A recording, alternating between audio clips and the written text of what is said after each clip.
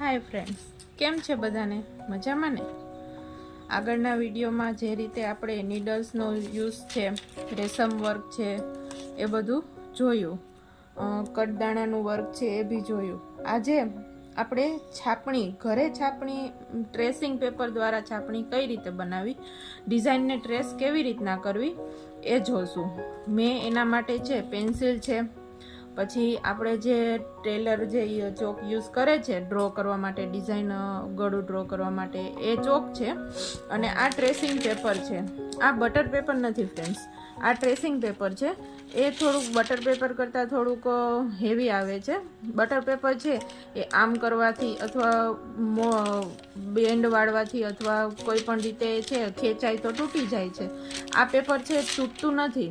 આ તમે એકવાર ડિઝાઇન ડ્રો કર્યા પછી એ લાંબા ટાઈમ સુધી તમે તેનો યુઝ કરી શકો છો.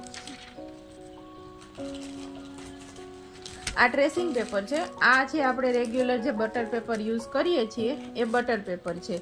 એમાં શું છે કે તમે આ રીતના છે કોઈ ડિઝાઇન છે ક્યાંય ફસાઈ ગઈ હોય અથવા તમે આ રીતના કરો તો એ છે તૂટી જાય છે. જ્યારે આ પેપર છે તૂટતું નથી. આ છે ગ્લોસી આવે છે. એક બાજુ છે મેટ હોય છે આ રીતના.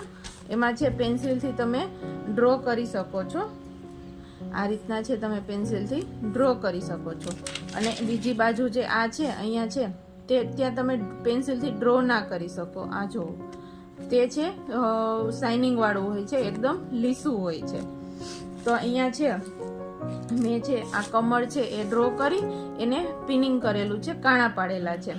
તમારે છે લીસી બાજુ છે, મીન્સ કે શાઇનિંગ વાળી બાજુ છે તે બાજુથી જ પિનિંગ કરવાનું છે. મેં અહીંયા આ બાજુ છે આ બાજુ રાખી અને કમળ છે ડ્રો કરી લીધું અને પછી આ પિન કરી લીધું છે. હવે આપણે છાપણી કઈ રીતના બનાવવી, તમારે ઘરે છે ડિઝાઇન બહાર છાપણી છપાવવા નથી જવી અથવા એટલો ટાઈમ નથી તમારી પાસે અને તમારે ઝડપથી વર્ક કરવું છે તો તમે આ રીતના છે ડિઝાઇન ડ્રો કરી અને છાપણી કરી શકો છો. આ રીતના મેં અહીંયા છે આ કમળ આ રીતના અહીંયા ડિઝાઇનમાં રાખી દીધું છે.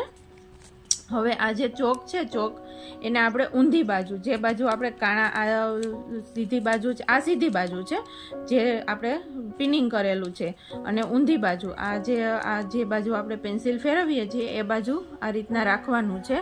અને કાણા પડ્યા હશે એટલે અહીંયા છે આ ભાગ છે થોડો ઉપસેલો હશે, કાણા છે બહાર આવી જાય મીન્સ કે. તો એની ઉપર છે આ રીતના આપણે ચોકને ઘસવાનો છે. ચોક ઘસશું એટલે છે એ કાણાની અંદરથી ચોક છે એ જતો રહેશે. રેડી? પછી આ રીતના ફિંગરથી આંગળી ફેરવી અને વ્યવસ્થિત ડિઝાઇન છે બનાવી લેવાની છે.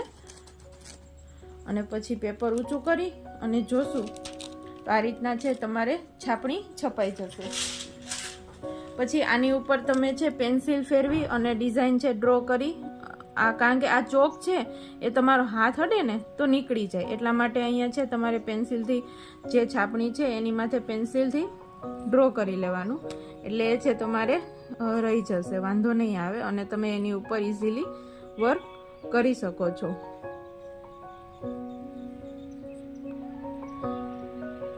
આ રીતના. રેડી? હવે આ જો મેં છે ચોક ઉપરથી આ રીતના હટાવી દીધો છે તો બી છાપણી દેખાય છે ને.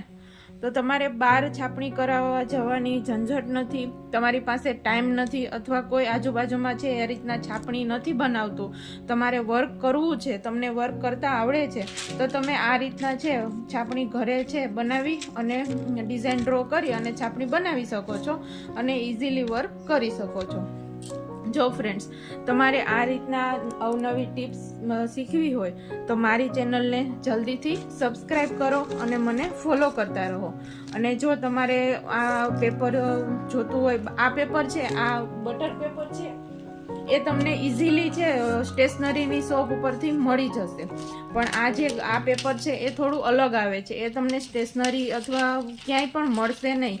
આ છે આખો રોલ આવે છે આનો 15 મીટરનો. એમાંથી તમને કોઈ જો કટ કરીને આપે મીટરના ભાવે તો તમે લઈ શકો છો.